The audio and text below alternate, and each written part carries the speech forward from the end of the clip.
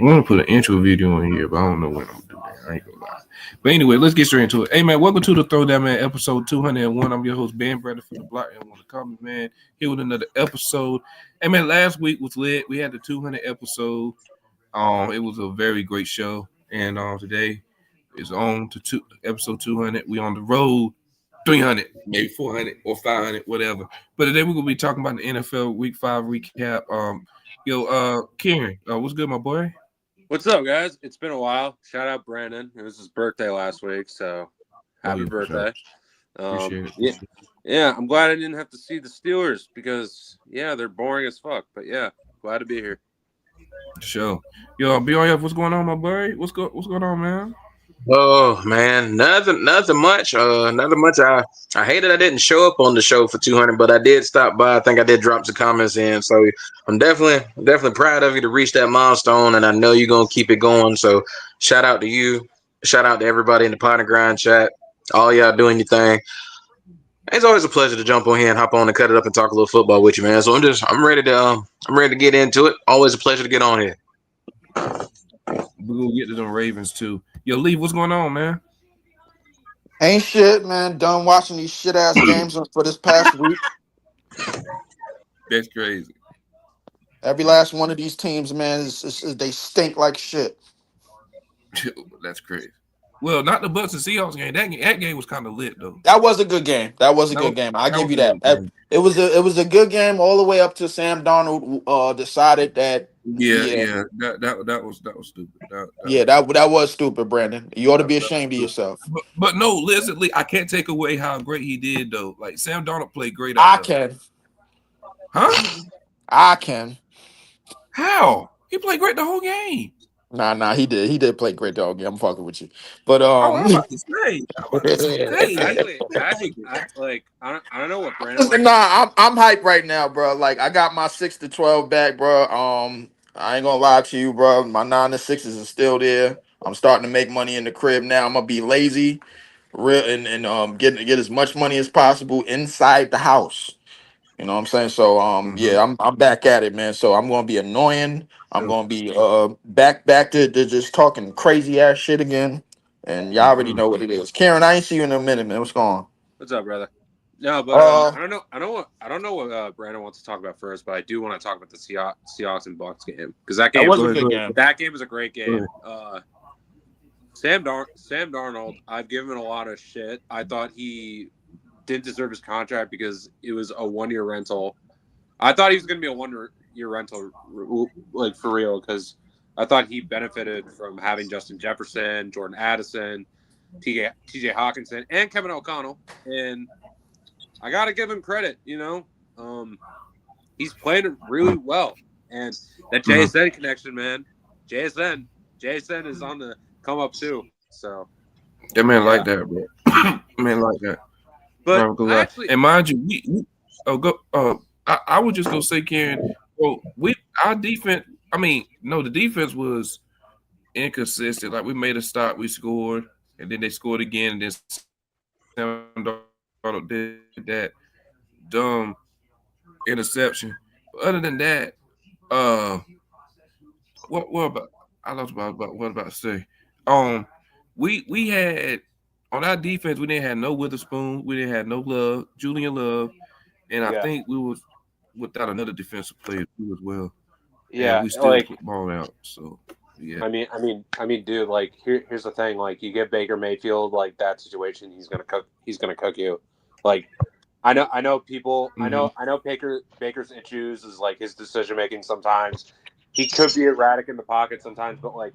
He completely diced that defense up, and especially when you don't have your best like secondary players. Like, and dude, Emeka Ibuka, we gotta have a real conversation soon. Like, he is playing like a top 5 receiver. He's that good. He's elite. He is. He is definitely playing like a top 5 receiver right now.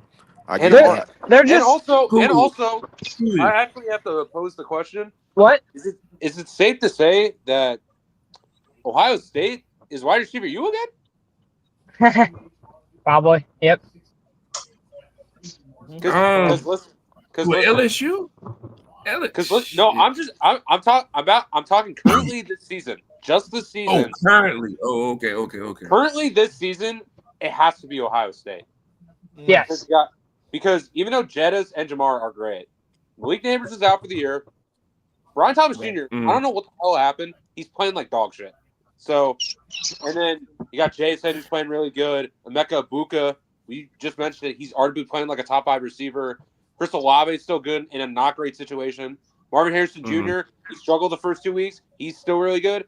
We forgot about Terry McLaurin. Like he was an Ohio State guy. And there's someone else that I'm missing. There's another guy. Garrett Wilson. Yeah, exactly. In a shit ass situation. Yep. And I mean, I'm just talking currently. Like I genuinely think it's. No, I'm saying he's also in a shitty situation in New York. That's. Yeah. But yeah, Ohio State's wide receiver, yes, for this season, yes, certainly. Yeah. All time is still LSU. I will not take that away from them. So. All right. For sure. BOF, you got anything to say about the Seahawks Bucks game? Man, I tell you, is it safe to say right now Baker Mayfield's the front runner for MVP? Probably. He's one of them. I think right now he is the front runner for MVP. Like the way he's been playing is just you kind of. It's like, and shout out to Sam Darnold, too. It's almost like both of those guys got into like situations previous to their current teams. It's like they got around some good coaching. They got their heads on straight, got around some good coaching, got around coaches that could help them fully kind of understand what it means to like run an offense and understand schemes and everything like that. And then they just take it and then they just go to the next squad and they're just like. Well, can we also say like the Tampa Bay Buccaneers have had one of the best runs at hiring offensive coordinators for 4 straight years. They've replaced 3 out of their 4 coordinators, and they've all produced top 10 offenses their first fucking year. They haven't missed on a hire. They've been great with OCs. They have another coach that, yet again, will be, if he continues coaching at this level this season offensively, he will be a head coach candidate after this season, Josh Gizzard. So I mean, definitely shout out the front office for understanding. Well, that's the thing. Like with the NFL, it matters. It's a big thing. Shout out. Yeah, it's a big thing that matters for these offenses. Being able to, when you do lose an offensive coordinator, and being able to go in and say, yes, we got our next guy, boom, and then we have a top 10 offense again. And now, yes, credit does go to Baker Mayfield. Being in that offense, it does help. But they have great weapons now. You have Emeka, who will be. I mean, he might put up what? I mean, what's he got right now for total yards? Is it 500, 600 or something? I can't even think of it right now. It's probably over 500, right, or something? He's got to be at least over 500 already. So I'm going to say it like this. I think if he continues playing at this level, we're going to probably see I would say by a close, damn near 1,500-yard season. That's how good. And that's only if he continues playing at this level, of course. But I don't think there's a reason to believe he falls off. I think regardless of when Evans and them come back, I think Ibuka should still be the number 1 target. He's catching everything damn near that he gets thrown towards him. He gets open at a consistent level. He's great route runner, great with his hands. He doesn't drop a lot of passes. He's an overall great wide receiver. I mean, and he's gonna probably come out of this class, if I'm just being honest, as the wide receiver 1 5 years from now. Okay, so. Yeah, I can see. 3 years. He's at 445 right now. I give him 3 years. He said 3. Damn. And I'm just saying, 5 years from now, when you look back on this wide receiver class specifically, you're still going to be saying that Buka was the wide receiver 1 from that class. I think that's true. I mean, you gave him 5 years. I gave him 3.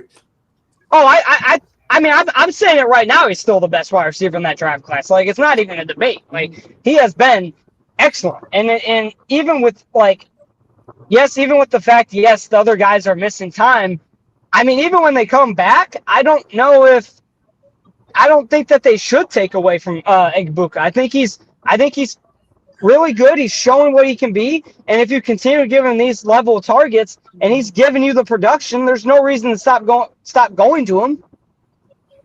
And I think with Emeka Ibuka going off this early off the bat, in terms of wide receiver depth, it only makes Tampa Bay that much more dangerous because when they get to the playoffs, you have Evans, Egbuka, Godwin. When you have a guy that can come in immediately as a rookie and go off like that, you move Evans to 2, you move Godwin to 3, you get Jalen McMillan to come back. That's your 4. That depth is just scary. Yeah. I was going to ask you guys, where would you currently rank, like talking about this season? Where would you talk about their wide receiver group? I mean, when it's healthy, it's probably playing like the best. I mean, and even without it being healthy, it's been one of the best. Probably. I think they are the best when they're healthy. I think when it comes to playoff time, I'm going to be real. I think if they have Tristan Wirfs and Vita Vea and everyone healthy and they have those weapons, I think they're a team that you don't want to play playoff time. I think it's so interesting because I think the NFC is like so wide open right now. It is. It's very wide open. If Tampa Bay is healthy going to the playoffs, like I genuinely think they can go to the Super Bowl. Like you got. I think they can represent the NFC this year. I think they can. But like this is the Who can? And that's if they're healthy. That's if they're healthy. No. But this is the problem. Like this is the issue with Tampa Bay. They're already dealing with the injuries so early into the season. Mike Evans. I mean, it speaks something to them that they've been able to still pull out wins, and they got great depth. The players that they have replacing those other guys that are injured, they're playing well and they're showing up. I mean, what's their record? 4-1 or something like that, or 3-2? 4-1. I mean, I think that they're going to win their division quite easily. I don't think that's even a debate.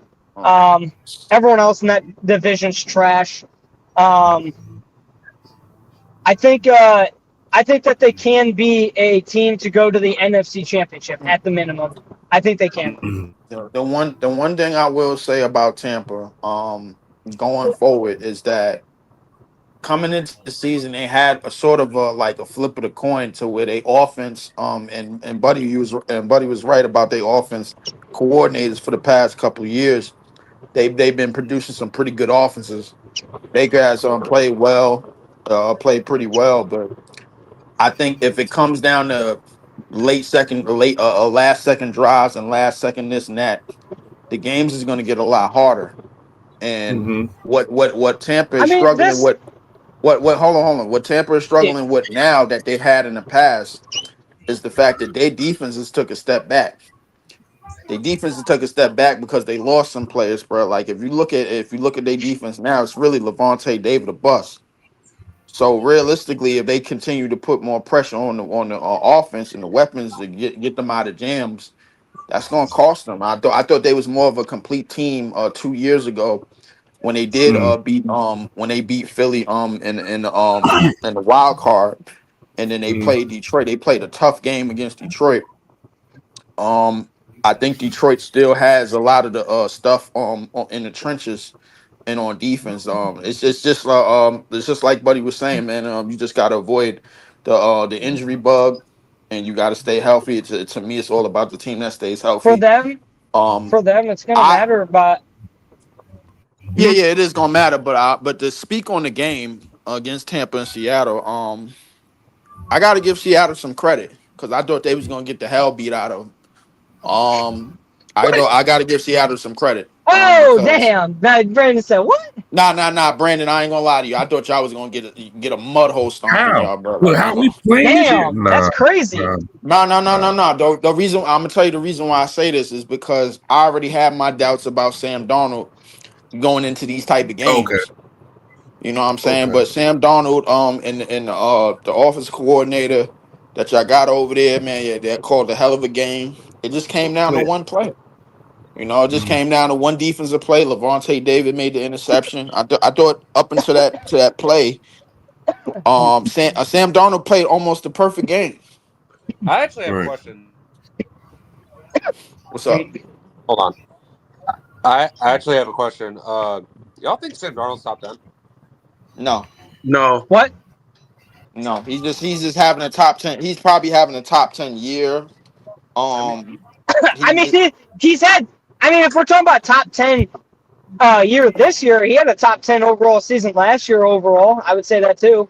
I mean, he did, I mean, right now, there's not like 10 quarterbacks playing better than Sam Darnold.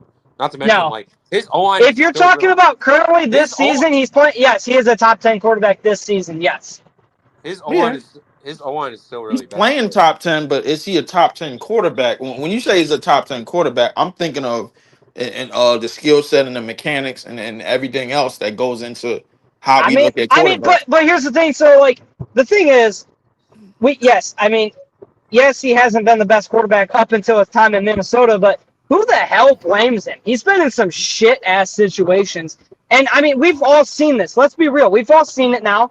Quarterbacks are getting better when they're in a better system. Systems and coaching matter. It's more evident than it's ever been. When a quarterback sucks, but they're in a trash team, it might not be their fault. And we're seeing that. You know, Sam Darnold, I don't think is to blame for all of his failures in the past. He's been on some really bad teams. It's the same thing for any quarterback that was drafted by the Jets. The Jets quarterbacks that are now out of the Jets systems are better. And I think that it's the same thing for Sam Darnold. Now, is Sam Darnold top 5? No. But if you're going to say he's at the 10 or 9 spot, I'm not going to argue you.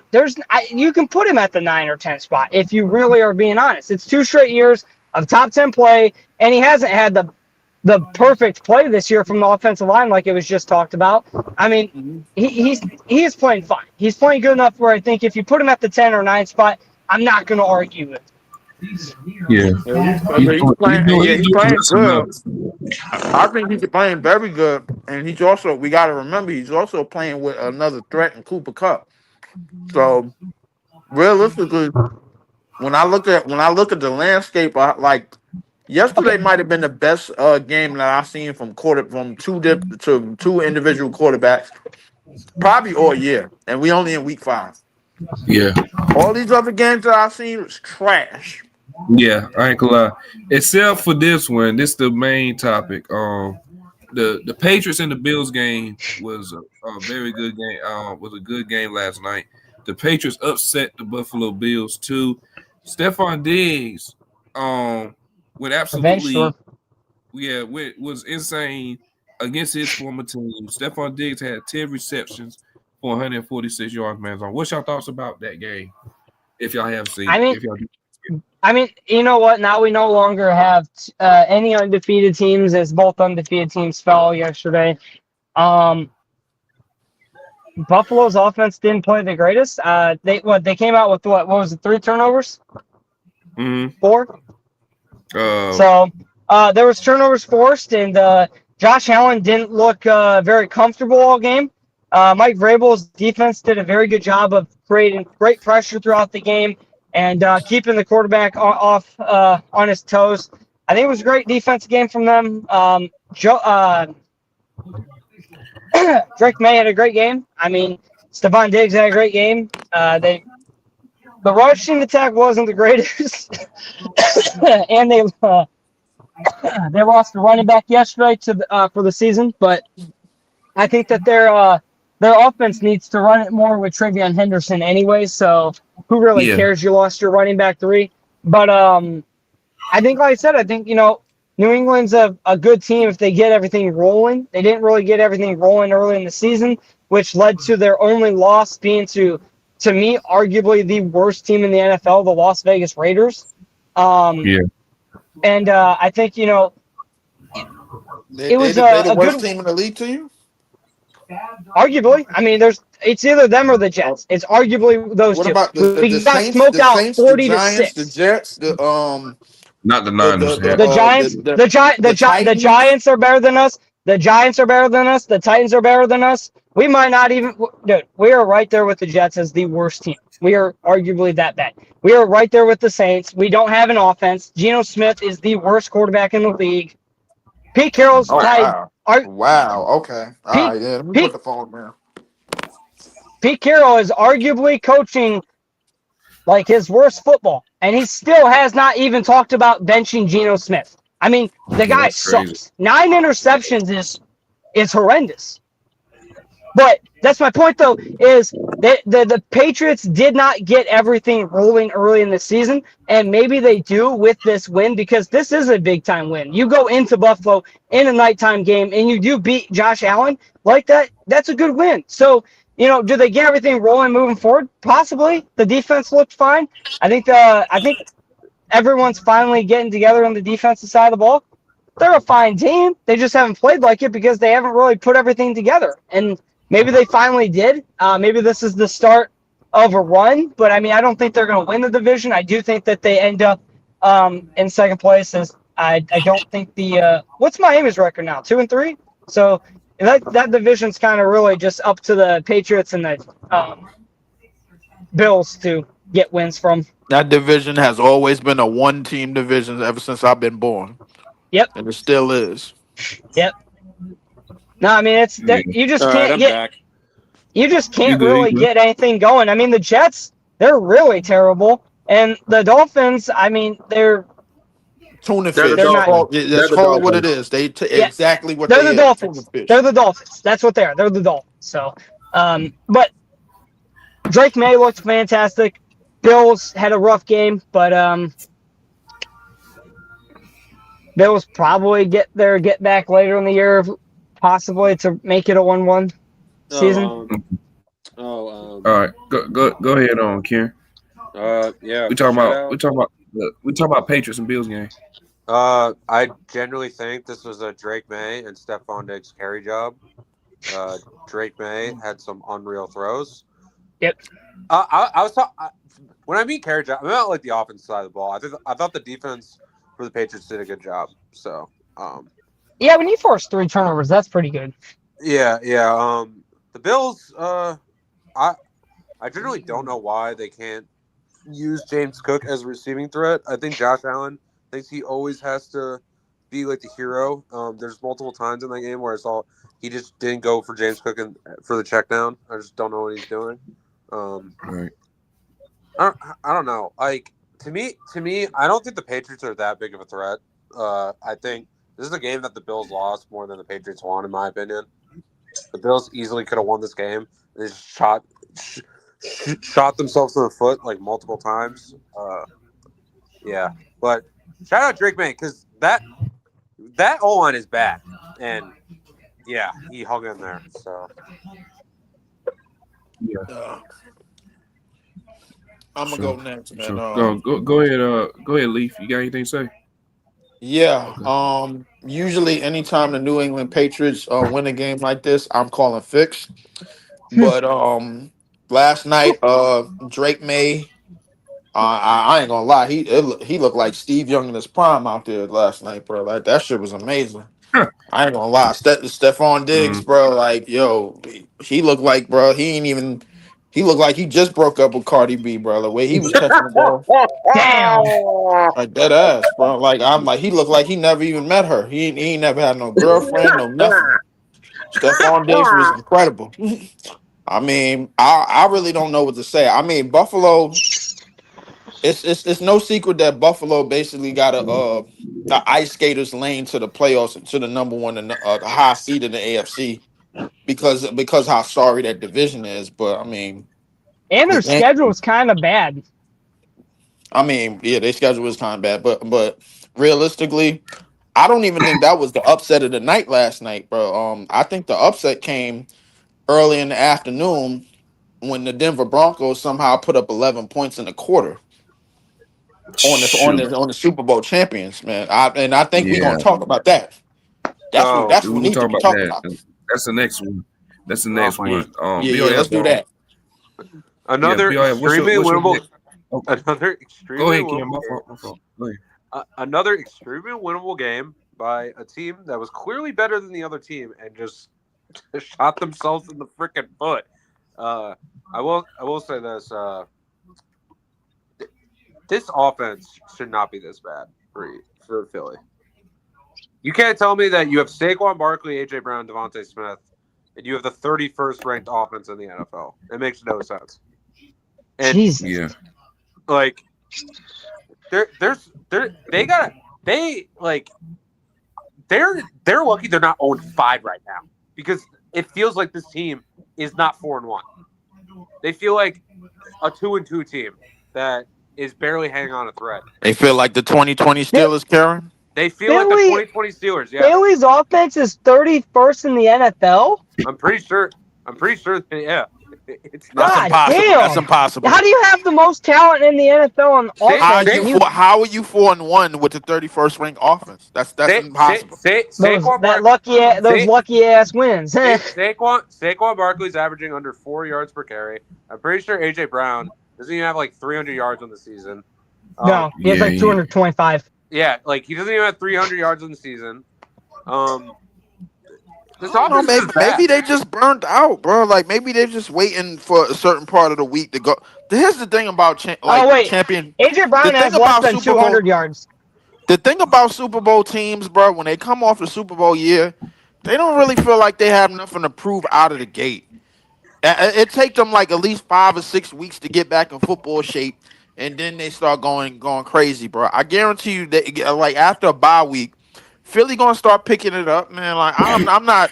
If they not a team that I'm really like, all right, yo, this team gonna fall off like they did a couple of years ago when they started 10-1 and nobody believed in them. You know what I'm saying? So I mean, I don't know, man. Like Philly is just one of them teams. They just ran into the long arm of the NFL, bro. 11 points in a couple of minutes, bro. Like come on, man. That's unseemly, bro. The Tennessee game was even more like, what the hell did I just watch? Dog, that shit was insane. Yeah.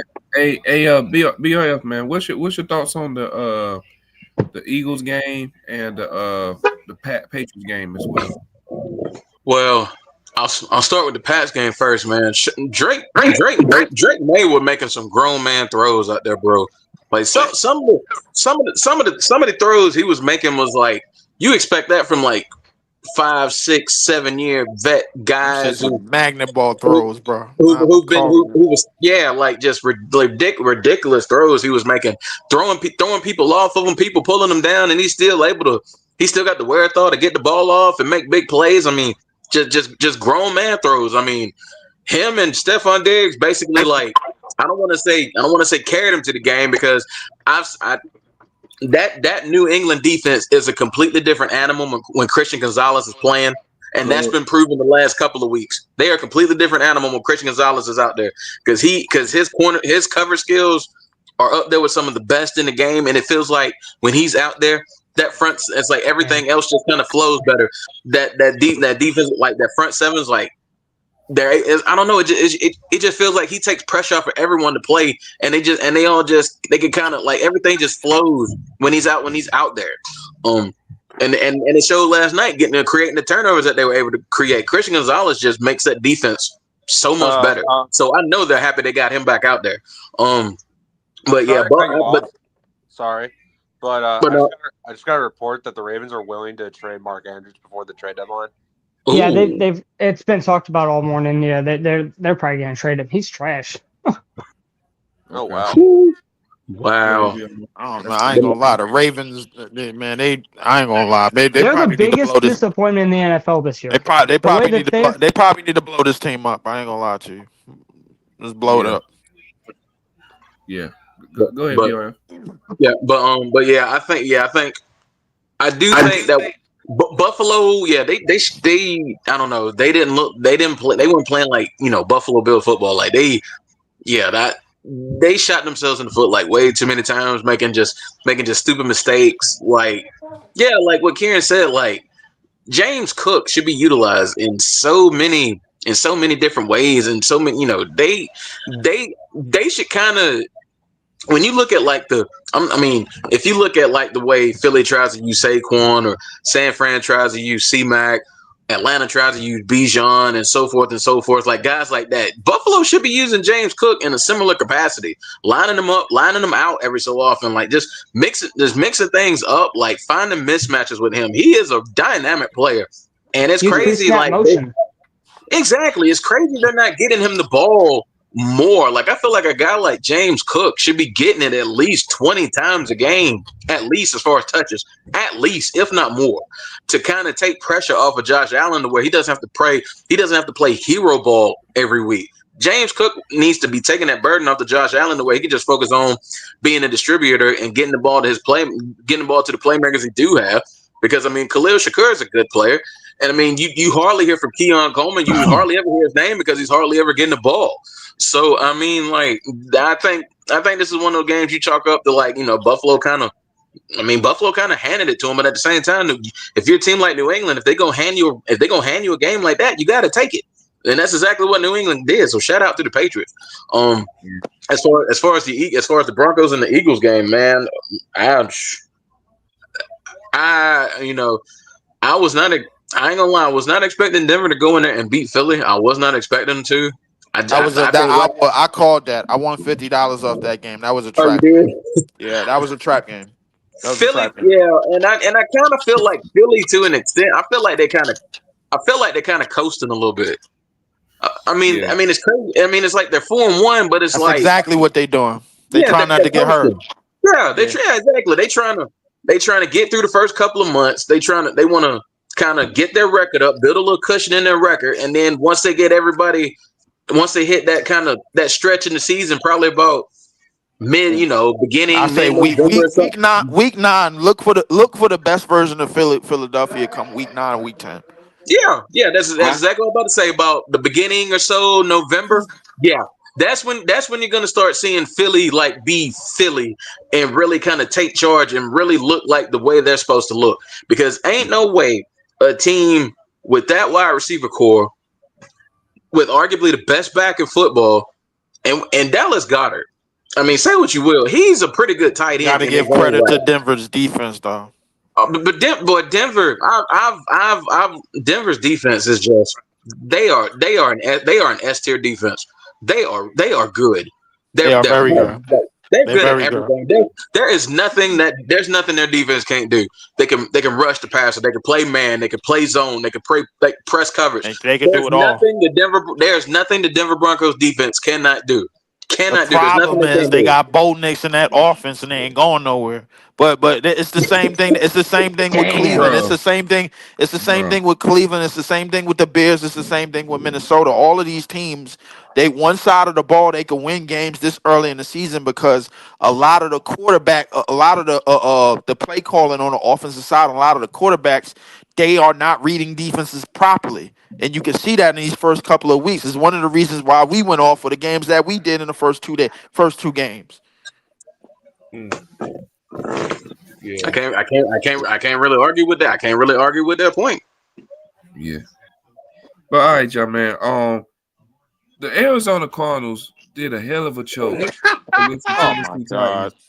Oh my God! Losing a 21-6 lead. Tennessee scored 16 unanswered points in the fourth quarter. Sad, pitiful, freaking sad. I want to go first. Go ahead, Leaf. Cook them. Cook. Hold up. But to all of you little miniature ass dudes that's trying to play quarterback coming into the NFL, bro, don't. It's not for you. It's not for you, bro. It's not. I'm calling. No. Let me cook. I'm cooking right now, bro. No, Kyler Murray, bro. No, I don't even think this dude reads the playbook anymore, brother. I don't, bro. Not on Kyler. Listen, no, it was not. Never mind who it was on, bro. The fact of the matter is, they didn't put their stamp on that game, bro. They let a lot of shit go. Whether it was Kyler Murray fault or not, I'm looking at him as in the past weeks, in the past year, he don't look like somebody that's reading the playbook. He don't. I don't see it, bro. Like I'm seeing him just go rogue, bro. Like we've been seeing this year after year. I'm sick and tired of this. All you little itty bitty ass dudes running out here trying to play quarterback in the NFL, don't do it. Do not do it. It's gonna get you nowhere, bro. You know why you can't do it, bro? Because the defenses in the NFL are evolving. You got DNs and DTs running 4-5s. They can get you now. They can get to you now. You ain't getting in and out of there on no friend talking to shit no more. No, it's not gonna work. But to get to the game, I ain't gonna lie. Tennessee low-key got lucky with that interception that Cam Ward threw. Oh my Jesus! That was a pick. That was a pick. That was a pick. They got lucky. They low-key got lucky. But the bottom line, fumbling. Okay. But the dude fumbled the damn interception, and then they got right in the end zone, scored that touchdown. They got the ball back. I ain't gonna lie. Shout out to Cam Ward for winning his first NFL game. But listen, I'm gonna say this: Arizona, y'all pitiful, bro. All right. I've been trying to tell y'all been trying to push this narrative by the Arizona Cardinals. They could be up next in the division. They could be second in the division. They could be over Seattle. They might be over the no. It happens every year. It happens every year. It happens every year, and it's been happening. And it's been happening. And it's been happening consistently ever since Kyler Murray been taking the snaps. They were supposed to be. They were supposed to be this team that look, they got Marvin Harrison Jr. They about to get this dude. They about to get these young pieces, man. They about to go off. None of that shit ever happened. None of it ever happened. Stop telling me about the Arizona Cardinals and what they gonna do. Stop telling me about Kyler Murray and what he gonna do. Nothing. Can I go real quick? Passing the ball. Go ahead, Garrett. Even though Leaf is like somewhat right, I do think Kyler, like for where he was drafted, is way too inconsistent as a quarterback to like deserve like any blame. However, blaming Kyler for this game specifically is crazy to me. Yes, it's crazy. Not to mention, he also got hurt in this game and was out of the game for a little bit. And also, DeMarcado, what are you doing? What are you doing? I don't know what the hell. I don't know what he was doing, bro. I know he ain't playing next week. Oh hell no, he ain't playing next week. You pulled the Deshaun Jackson. Like, come on, bro. And not to mention, not to mention Jonathan Gannon. Great job. You got cooked by Calvin Ridley, 31-year-old. Good job. Oh wow, you sure did. Now listen, Lee, you are right. I definitely think, like, as someone who's supported Kyler in the past, I definitely think like he is not the long-term solution, like at all. But I also think like blaming Kyler for this game is like crazy to me. Like, because I don't think I so much as blame Kyler, but I just definitely pointed Kyler Murray out, bro, because the thing is, like you just said, bro, the long-term solution that he was supposed to be, he's not. Yeah. That's number one. Number two, the fact that they are not trying to move on from him after all of these years of what they were supposed to be, quote unquote, is diabolical to me. That front office, bro, they need to really look themselves in the mirror and ask themselves, do they want to be managing a football team? Because you're not doing what you're supposed to be doing. Yeah, as for me, I like I've also said this before. I think Kyler Murray is a plus at this point. He's just not good. He's just not good enough. Like, unfortunately, like it's the reality. This is year 7. He's been injury prone for 2 years. He hasn't played great football since 2021. What is Marvin Harrison Jr. doing? I'm talking about like, and when he had 100 yards in the game. He did. Picking it up. All right. Yeah, he had 4 for 98. Go ahead, Karen. Go ahead. No, but like when I'm talking about like great football, I'm talking about like when in 2021, Kyler Murray was like an MVP favorite for like the first 7 weeks of the season. We have not seen that at all since that. Like, do you know why that is, Karen? Because that's what little itty bitty ass quarterbacks do. For the first 8 weeks, bro, they fool you. They fool you into believing, bro, how good they are, and then defenses change up, and then they can't do a damn thing about it. That's what they do. To be fair, that year Kyler did get Russell Wilson been doing it in Seattle for years. I saw it. Tell me I'm lying, Brandon. Chill on Russ. No, I'm not. I won't. No. Russ was actually great for us more than what Kyler did. For 8 weeks, yeah. For the first 8 weeks of the season, after he threw that interception at the 1 yard line, he was great.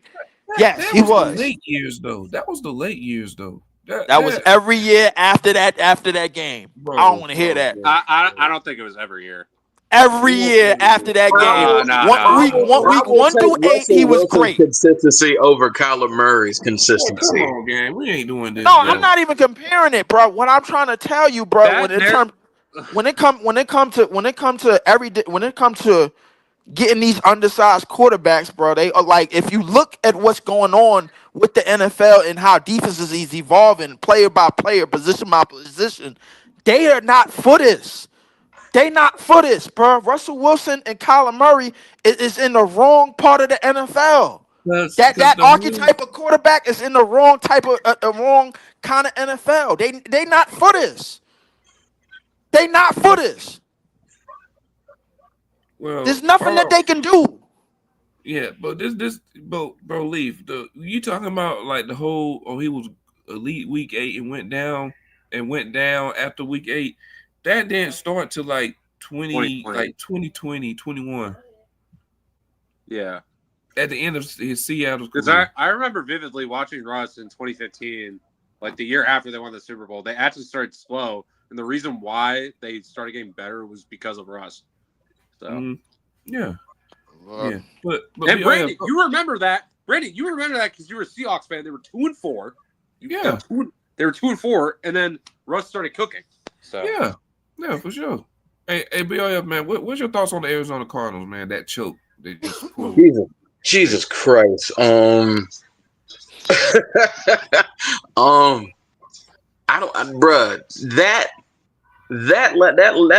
left me speechless, bro. Because like, especially that interception. Like, I'm sitting here, I'm trying to keep track of the games of whatnot, because I think at the time of that game, I was watching Detroit and Cincinnati, and they were on Fox, and the game was like 28-3. God, yeah, Falcons fan talking about 28-3. Go figure. It was 28-3. They swapped it over to the Washington Chargers game because the other game was pretty much over. And like, I see that when I see the play, I'm just like, Jesus Christ. I mean, Tennessee. Hey, shout out to Cam Ward. He got his first win of the year. I'm proud of him. I mean, hey, like he said in that press conference, they ass. I mean, they still ass. Like they're not a good team.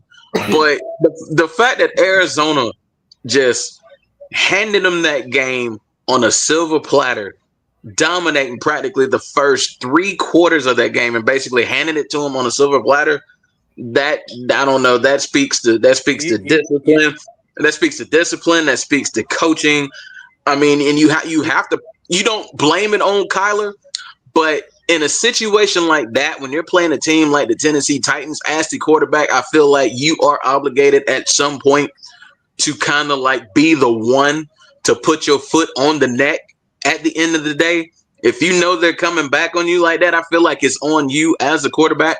You need to make a play to say, you know what, no, you're not coming.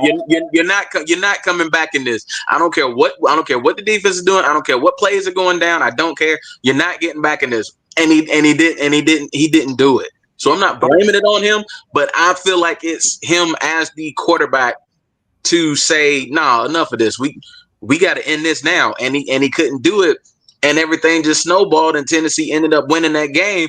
So now it's like. And I kind of get what Leaf's saying. It's kind of the same old with the Arizona Cardinals. It really is. It's like we're ready for them to kind of take this jump and finally be at the very least a wild card team, and they can't even do that because they can't even get out of their own way. Yeah. And it's been like that year after year after year. So it's like you know what's crazy about that game in particular? They literally almost did the same thing week 2 against the Panthers. Like. Remember they were up like by a lot and they only won. They were up by 5. like 20 and then they almost blew it. Yeah. Yeah, it was literally the same outcome. Like, dude, like, it's so weird with it's so weird with Arizona because they lost by 1 against San Francisco. They lost by 3 against Seattle, and they lost by 1 against Tennessee. Like, and they just can't win the close games. They can't win close games. No. They after all of these years, they still can't win close games, bro. No, they have won one close game this year. It's the same. One close game. It's the same. Let me finish. They can't blow a team out. They also can't finish games. But man, somebody throw this team in the dumpster already, man. Reset this, man. Do something, man. I'm sick and tired of this, bro. I'm washing my hands with this, man. Just get rid of them. Washing my hands. Crazy. He said, "Get rid of them." Let's see. The Chargers lost against the Commanders on 27-10. That's another joke ass franchise. Oh my god! We talked about the Eagles. Hey, he's on their head today. I'm only on everybody's heads because I had the week off. Inside, you said the Ravens. Yeah. Oh my God. Fuck that trash ass organization. Let's not talk about them. They lost 44-10. Good God. 44-10 to a team that was struggling to get offense together, and they allowed them to put 40 on them. They allowed Stroud to look like one of the best quarterbacks in the league this week. They allowed the Texans line to look good. They allowed everything. I mean, I don't care about the injuries. The team sucks.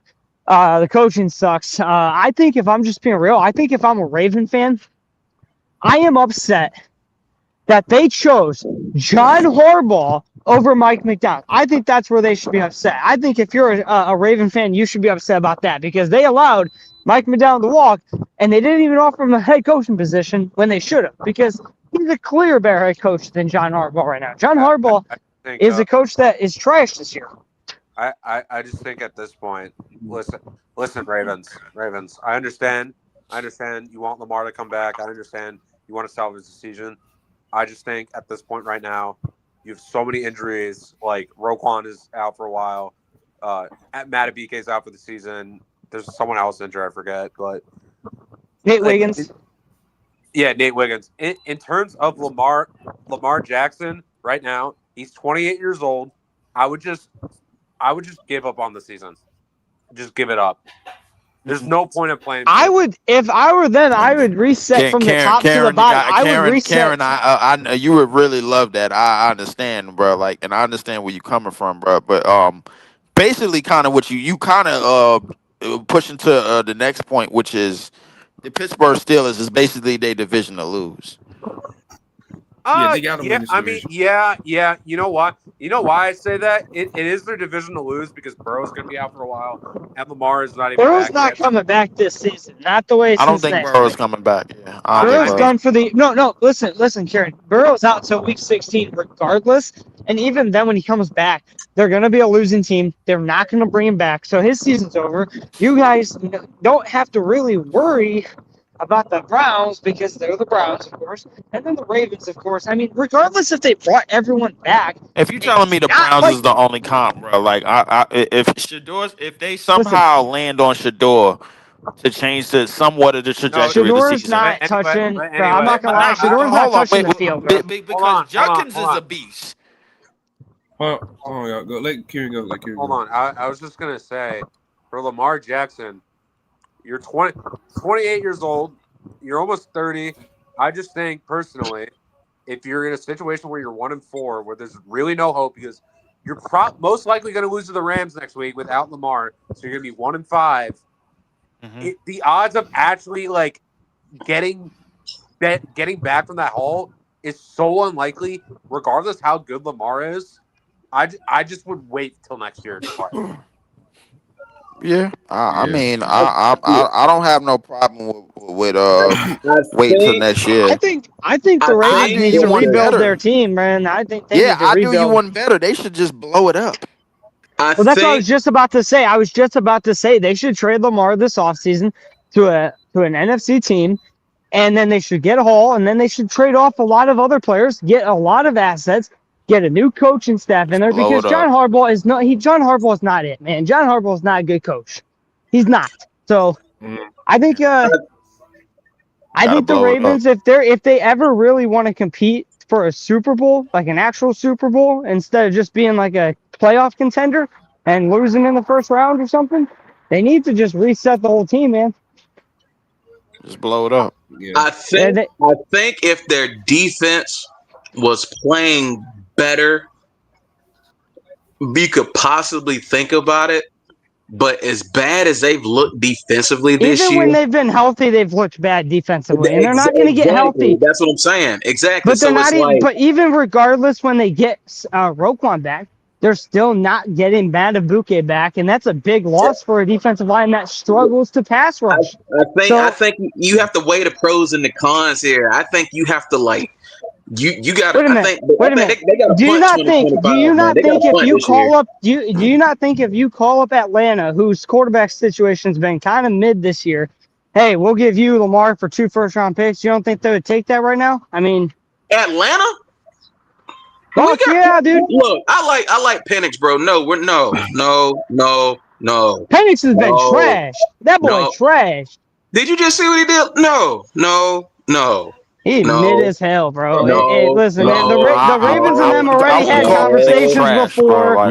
They already had conversations before. If they did it again, I wouldn't call Penix trash, bro. Listen, I wouldn't do that. Listen, bro. Listen, I'm gonna be honest, man. Ain't no Atlanta Falcon coach taking Michael Penix over Lamar either. So let's just be real here for a moment. I understand that, but that would mean you also have to weigh Lamar's contract as well, amongst other things. No, they have tons of money. They're good. They're fine. No, they're not doing it. No.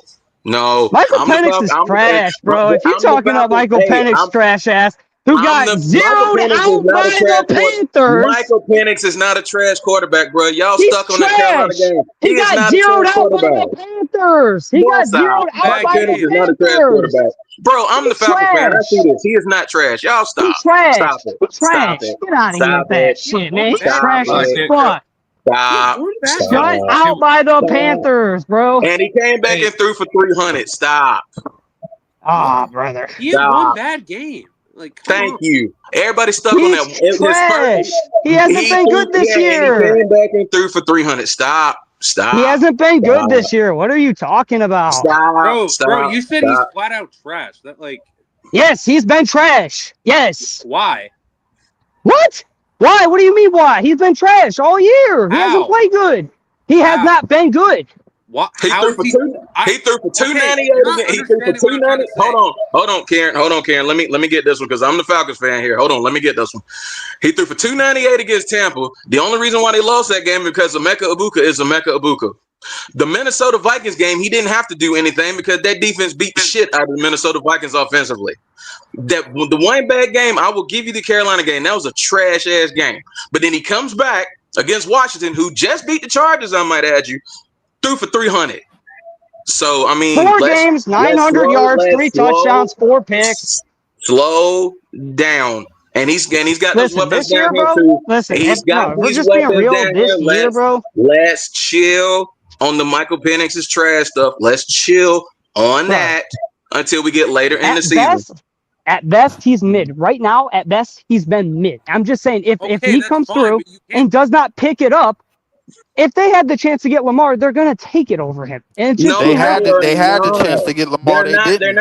They're not about to put themselves in that same type of salary cap situation. I don't give a damn who the quarterback is. They're not doing it, and they just worked like 2-3 years to get out that crap. They're not doing it. Basically, they're not doing it. Basically, so I mean, if he gets traded, it should be to an NFC roster. So we'll see where it goes or what happens with it. If they keep him, I don't think that they're ever going to get to. Even if they keep him, like over in with the Ravens, I don't think they win anything there either. So I think that their best move is to trade off everyone.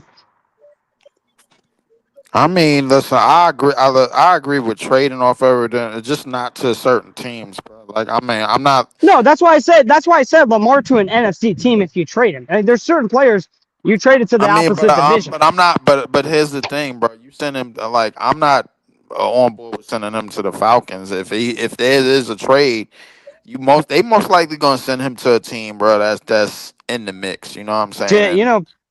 Carolina would probably think about it.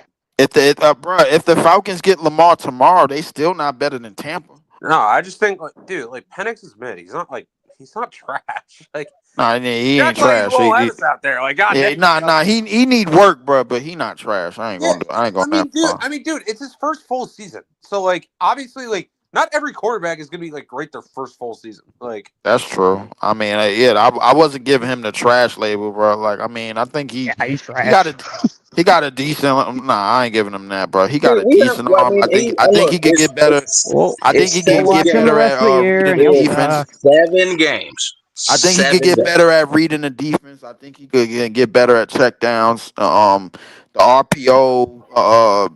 Everybody almost runs RPO in the NFL, but I mean, I think he could be a better quarterback at analyzing the field, man. If he gets better at those things, man, I think he could be on the up and up. What the hell was that? Oh. So I ain't gonna give him that, man. But yeah. also, what other game did we not talk about? Did we talk about? We didn't talk about the. No, Brandon, we didn't talk about the Rams and Niners game. That was the Thursday game, right? Yeah, Thursday game. Yeah, that game was pretty good. Let me see. Shout out Mac Jones. Want to tell me how the Rams lost against a team that damn near lost like 3 their entire starters? offense? Yeah, it's no, hey, listen, say what you want to say about Kyle Shanahan. That dude can freaking coach, man. Like in the regular season. I mean, in the regular season, he you absolutely right, Karen. But his issue, bro, is in the playoffs, bro. He turns into Mike D'Antoni. But we ain't talking about him. We talking about how the Rams. We talking about how the Rams basically they lost to the Mads unit is what happened. Yeah, that's what we talking about. Also, that's the story here. Oh yeah, Matt Jones was off. Matt Jones had 300 yards. Bruh, they lost to the Mads unit. There was no. I mean, Brandon Ayuk still hurt. Jawan Jennings was out. Ricky Pearsall was out. They lost to the Mads unit. Kendrick Bourne destroyed these boys. Kendrick Bourne destroyed them. Kendrick Bourne was like, Kendrick Bourne. Mac Jones, Mac Jones at the end of the game was on like one leg. He was on one leg. They signed Kendrick Bourne, I think, that week, and he ripped them a new one. Yeah. Yeah. I mean, dude, and also Kyron Williams, bro. Oh man, hey, yeah, I want to change my freaking top 10 list. I would like to put the boy is good. The boy is good. Yeah, I'm taking K9 and Berkey over Kyron Williams. I'm gonna put that right now. I'm taking both of them. Dude. Also, like, there's a lot of quarterbacks to take running back. Yeah, Kyron top 5. Shout out Matt, bro. Oh my god. But yeah, man. Hey man, we will go ahead with the winners and losers for the week. Karen, who's your winner and loser for this week? I'm gonna give the. I got a lot of losers. Honestly, I'm gonna give the winner to like the Titans in general because like I genuinely don't think people thought they were going to win again this year because they got lucky, bro. They got lucky with that interception and turning into a fumble. Lucky or not, they still won the game. That shit could be scripted on any given Sunday, bro. Stop it. It's a 1 in the W column, regardless of how it goes. It is. I mean, much respect, man. I mean, I'm more so shitting on the loser, if anything. But yeah, I get what you're saying. I also think another. So, Karen, who you say? I also think another winner is I also think another one is Baker. I thought Baker balled out to last night. The loser? Shit. I got a whole list of losers. Oh, wow. First one, Cardinals. Not even close. Cool. That's mine. Not even close. Second, the Eagles. Come on, bro. Bo Nix, really? Yeah. Third, the Ravens. 44-10 after the Texans have been one of the worst offenses in the league. 44-10. You got the Ravens over what Buffalo pulled off. 44-10. You got the Ravens over what Buffalo pulled off. You sure about that? Yes. They lost to Drake May and Cardi B's new ex-boyfriend. Come on, bro. Bro. Yeah, I'm not hearing it. Ravens lost 44-10. Like, Bills lost not. Yeah, they lost to the Patriots, but they also lost in a game-winning field goal. Like, True. you know. I hear you that. But yeah, I guess I'll go. Go ahead, Leaf. My winners for this week, 0. I don't got no winners for this week. Everybody a damn loser. Honestly, this week. that's fair. Everybody a damn loser this damn week, man. Screw all of them. Everybody is a L, including my team who didn't even suit up. We all losers. The whole damn NFL is losers. There's a lot of incomplete football going on around the league, bro, and I'm sick of it. Just nastiness. I honestly agree. There's a lot of bad football going on. There's a lot of incomplete. I ain't even want to say bad, because I give it room to grow. It's a lot of incomplete football going on around the league. I ain't even gonna start off with no teams with these losers, bro. Like, it's just loser after loser after loser after loser. Even the teams that won games, they still losers. All of them losers. Just nastiness. Okay. It's either a team that's 4-1, they ain't got no business being 4-1, i.e. Indy, or i.e. Tampa. They ain't got no business being 4-1, but somehow they 4-1, bro. Like, incomplete on the other side of the ball. They lost most of their defense. What they were strong at, they ain't strong at no more in terms of in the trenches on the D line. Indianapolis is getting Scooby snacks for games, and everybody is crowning them because they think Danny Jones is in a better situation. When he shows up against a good defense and a team that knows better, he's gonna get his ass kicked. The Detroit Lions ain't been playing nobody. That's another team that's been getting hurt. They got lucky in that game yesterday because their secondary is about to go down, and Cincinnati was putting up points in the second half of that game. They got lucky. Yeah, when Jake Browning woke up and finally decided to fucking play quarterback. Yeah, Jake did. Yeah, Jake Browning, whoever that is, bro. Like, yeah, he just decided to wake up. Another team that's a Scooby loser. The worst game I've probably seen. I went from seeing one of the worst quarterbacking games from Minnesota and Cleveland to one of the best quarterbacking games in Tampa and Seattle. Tampa and Seattle was, in terms of two quarterbacks, both playing in the same game. That was the best game that I've seen from two quarterbacks this entire year. This season so far has stunk.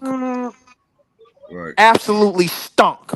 Just smelly. They all losers. I give it Lamar and Josh week 1. I ain't giving that to them neither. All right. Hey, BRF. Oh God, bruh. How do you follow that one? How do you follow that segment? That's wild. I gotta find a little bit of a silver lining in this. Hold on, I get no damn silver lining, BR. Bruh, they all suck. Hey, come on. I can point out some good individual play. Like, for one, shout out to Jonathan Taylor. He had a hell of a game, 3 touchdowns. Shout out to Jonathan Taylor. Oh yeah. I think right now Baker Mayfield. I said it earlier. I think Baker Mayfield right now is a front runner for MVP. So shout out to Baker Mayfield and Emeka Ibuka, 7 catches, 163 yards. That tandem is doing just crazy diabolical work right now. The way they've been playing, gosh, it just But at the same time, though, I feel where Leaf is coming from. There's been a lot of bad football this year. There's been a lot of bad football this year, and I get it. And I get it, and I know we're 5 weeks in. So the season's progressing. I mean, the teams are going to get time to kind of hopefully gel and kind of get into it. Well, at least the good teams are. But yeah, it's been a lot of bad football. The point I was trying to make earlier, Baltimore is definitely one of my biggest losers. Like, if the defense was playing decent to the point of because I know the debate is, should Lamar come back or should he not? If the defense was playing better, I could possibly see it. And if they had if they were 2-3,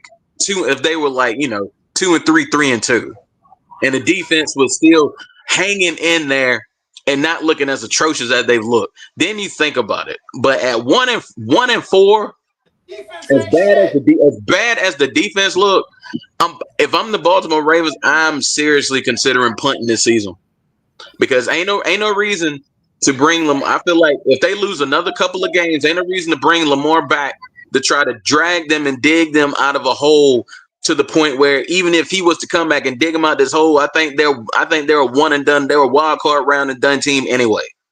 So honestly, I feel like just punt. I feel like you punt 2025. Look at that roster top to bottom and just say, okay, this person available, this person available, this person available, this person available. I seriously think you start. I think you really start talking about trading this person, getting rid of this person, and just trying to acquire draft capital at this point with Baltimore. I think it's really getting to that point because this was that year where it's like, if you don't win the Super Bowl, what can we do with this roster at this point? If you can't at least get to the Super Bowl, what is there to do with this roster? And they're 1-4. So I really think this roster is like hit its ceiling, and now they're about to just go back down. So Baltimore is my biggest loser. And let me tell you something. That dumpster fire of a team in Vegas, Jesus Christ. Geno Smith's the worst quarterback in the league. He is like bottom 5 in like almost every freaking metric. And he only bottom 5 because he played for the Raiders, bro. Like nobody told him to go there, bro. Yeah, nobody exactly. He took that money and went there. I mean, you took that money and went there knowing your wide receiver one. No, God, I don't want to. Knowing your wide receiver one is Jacoby Myers. He went there, and it's crazy because like Brock Bowers last year had one of the greatest individual rookie season of all time, regardless of position. We ain't even talked about him that much this year. That's a fact. He had one of them Peyton Hillis years. Yeah, like it's crazy. Now I will say this though, I do think he has a lot more. I think he does have a lot more lasting power than Peyton Hillis. But I mean, even still though, like we barely talked about him. And Ashton Genty finally had the breakout game, but then he disappeared again. Like the Raiders are just I think it's going to be between them and the Jets for the number 1 overall pick in the draft in 2026. That's how I legit feel. It's going to be between them and the Jets for the number 1 overall pick. I mean, and good Lord, like Justin Fields, like, oh my gosh, bro. I try to be patient with you, bro, but you are not an NFL quarterback. And he's young too. That's the exactly. You try to be patient with some of these guys. The thing, and hold up. I got to give some grace on him. Justin Fields, as bad as the Jets collectively have been, Justin Fields hasn't been the top-notch quarterback or the top-tier quarterback. However, he has been doing a lot of things to move the offense and move the ball. I won't go that far. When I look at the Jets in the past, when I look at the Jets in the past, bro, one of their biggest problems has been moving the ball consistently. Justin Fields has at least added something to that. He's at least added something to that. So I'm not going to bash this young man, because in Chicago he wasn't done a fair shot. In Pittsburgh he wasn't done a fair shot. You're right. Now he's with the one of the worst organizations in the history of sports, bro. Like I mean, like he's basically fighting an uphill. He's basically climbing up a ladder with icicles on it. Because the Chicago Bears basically he chose to go to the Jets, so. Yeah, I was about to say the Bears basically gave Justin Fields like a crap offense the first few years of his career, and then when they finally decided to try to build an offense, they decided, hey, you know what, let's trade him. I mean, I can't feel too bad for him to go for going to the Jets. He chose to go there for the 2 years, $40 million, and I mean, let's be real. He kind of knew that team hasn't historically ever been shit. I mean, they've never had a successful quarterback down there in their history. So, I mean, we knew what they were when he knew what they were when he signed there. He knew the potential that he was walking into a trash ass situation. But I mean, right. the Jets, I mean, man. he definitely did, but I mean, I Yeah, still got to give he him some. knew. He knew. I still got to I give him know. some grace for trying to move the ball, move their Yeah. offense up the field, bro. I'm Yeah. gonna give him something for that. Right. Hey, Insider, who's your winner and loser for the week? Shit. Winner of the week. Probably Buka is probably one of the biggest winners of the week. I mean, the way he's continued to show up, even without other players being healthy and helping keep the Bucks afloat. Yeah. Losers. I would say the Rams are one of the biggest losers this week for losing to a team that was completely depleted.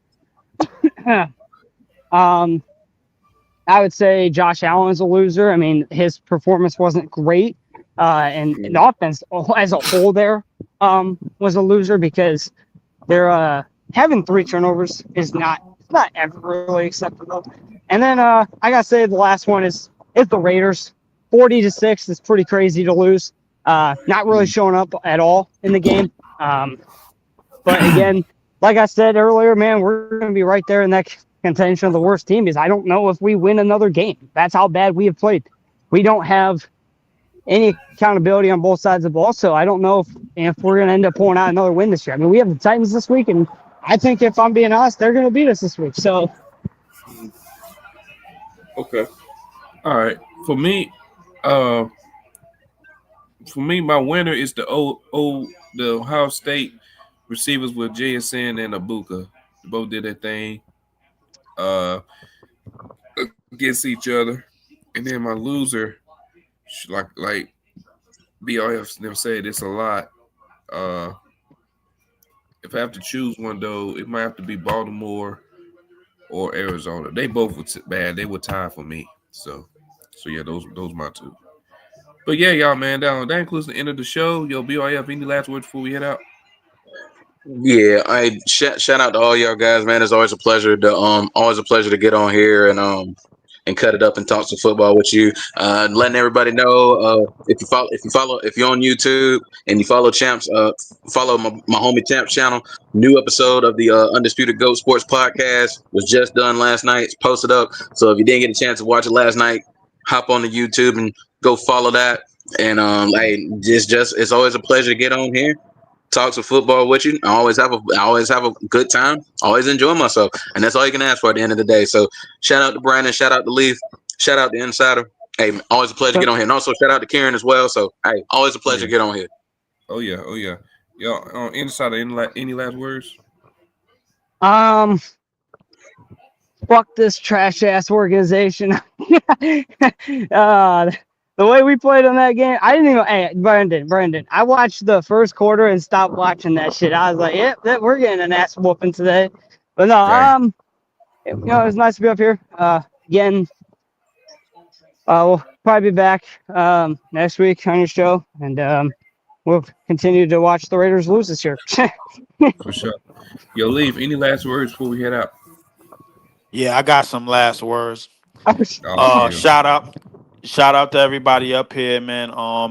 And just for everybody that wanted to know, I am now in the state of Texas. I am no longer in New York. I live in the state of Texas now. For everybody that wanted to know. And second, I just wanted to lay a message to the Green Bay Packers and our organization and the coaching staff. Y'all saw a lot of shit football happen this past week. Y'all saw a lot of it.